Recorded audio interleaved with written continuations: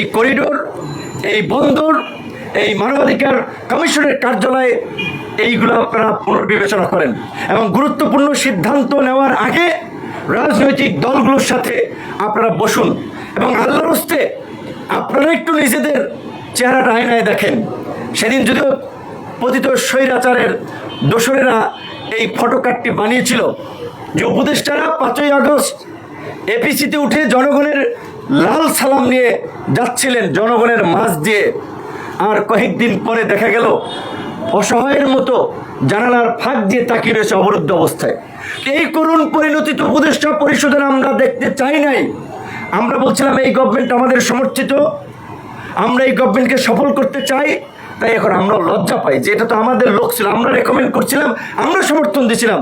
তাই উপদেষ্টাদেরকে বলতে চাই, আপনাদের কর্মকাণ্ডে আপনারা লজ্জিত না হলেও আমরা লজ্জিত হচ্ছি।